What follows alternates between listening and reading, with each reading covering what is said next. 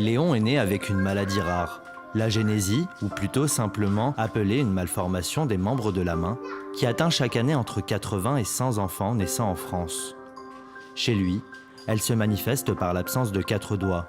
La médecine traditionnelle ne peut pas proposer de solution adaptée à ces jeunes patients pour leur permettre de retrouver leur fonctionnalité. Aujourd'hui, ce défi est relevé par la technologie de l'impression 3D. La fabrication additive, plus connue sous le nom de l'impression 3D, est une technique de fabrication basée sur l'assemblage de couches successives. Une technologie abordable, rapide et ouverte à tous. Elle révolutionne déjà l'univers de la mode, de la cuisine, mais aussi de la santé. Revenons à Léon. Comme tous les enfants de son âge confrontés à un handicap, le regard des autres peut être difficile pour lui. À l'école, dès qu'il change de classe ou qu'il y a des nouvelles personnes qui le découvrent, ils viennent souvent le voir en lui posant toutes ces questions. Pourquoi t'es comme ça? Est-ce que tu t'es fait écraser la main? Est-ce que tu t'es fait manger par un crocodile? Est-ce qu'ils ont fondu les doigts? Les prothèses proposées par la médecine actuelle sont hors de prix et ne sont pas adaptées à sa morphologie. C'est pour cela que Léon et ses parents se sont tournés vers la 3D. Le bénéfice, c'était plutôt par rapport aux copains, par rapport au regard qu'on porte sur son handicap.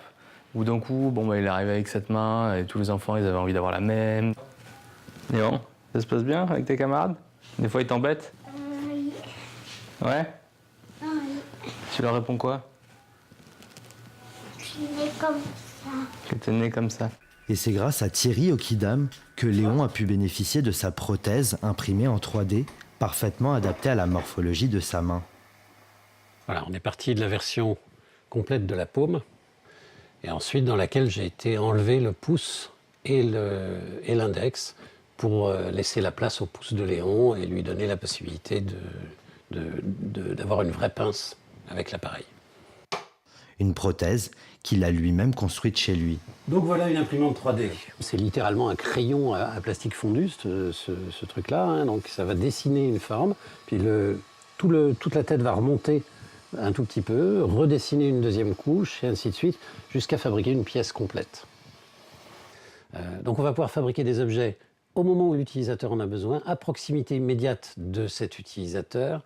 Ces objets vont pouvoir être sur mesure et personnalisés. Et ça, seule l'impression 3D aujourd'hui nous permet de faire ça sans avoir des coûts qui explosent. L'association de Thierry fabrique et offre des appareils à des enfants atteints de la même maladie que Léon. Des prothèses complètement personnalisées par des enfants au moment de la conception. J'ai mis le doigt dans un engrenage que je n'avais absolument pas imaginé, mais c'est un engrenage absolument génial. C'est même plus que le Père Noël, on se sent un peu Dieu d'être capable de changer comme ça un petit peu la vie des gens. C'est pas beaucoup, c'est pas énorme, mais ça fait une différence en termes de joie et de bonheur. Le petit Léon, quand il va à l'école, on sait comment sont les enfants entre eux, ça reste l'enfant avec un handicap. Alors que quand il va à l'école avec sa main multicolore qu'il a lui-même dessinée, sa main de Super Léon, eh ben c'est le mec le plus cool de la classe. La 3D est également utilisée au quotidien pour préparer au mieux certaines opérations chirurgicales complexes. On peut tout soigner, on peut tout modéliser, la poitrine, ce qu'on veut. Le thorax, par exemple, il y a des gens qui ont des thorax en entonnoir.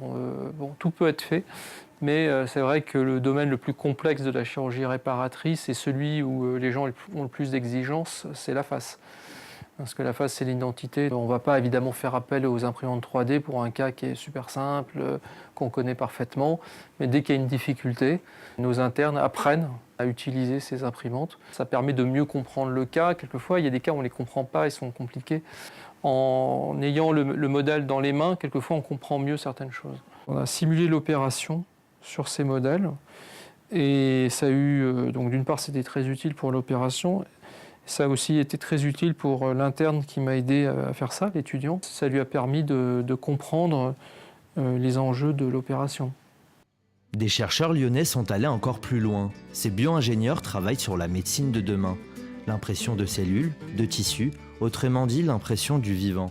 Alors nous, c'est vraiment le but, c'est de faire de la médecine régénérative, c'est-à-dire de pouvoir former un organe ou un tissu qui soit issu des cellules du patient, c'est-à-dire qu'on ait pu imprimer grâce à un prélèvement de quelques cellules, le faire maturer et ensuite le greffer au patient. Au lieu du plastique qu'on a habituellement dans les imprimantes 3D classiques, on va remplacer tout ça par un mélange de biomatériaux et de cellules.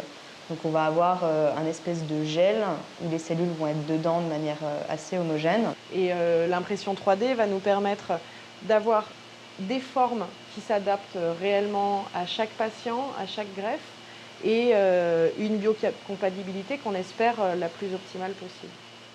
Dans ce domaine-là, on peut aller pour l'instant jusqu'à faire un organe fonctionnel, jusqu'à faire du tissu de la peau, du foie, des muscles, des rétines. Ce qui peut se faire aussi, qui va se faire assez rapidement, c'est de l'impression directement sur les patients. Donc des impressions directement sur des manques, sur des plaies, sur des choses comme ça. Autoréparation, robotisation, homme augmenté, alors où s'arrêtera-t-on ? Les limites du possible sont sans cesse repoussées. Une chose est sûre, tous les espoirs sont permis. Laissons les enfants construire notre futur.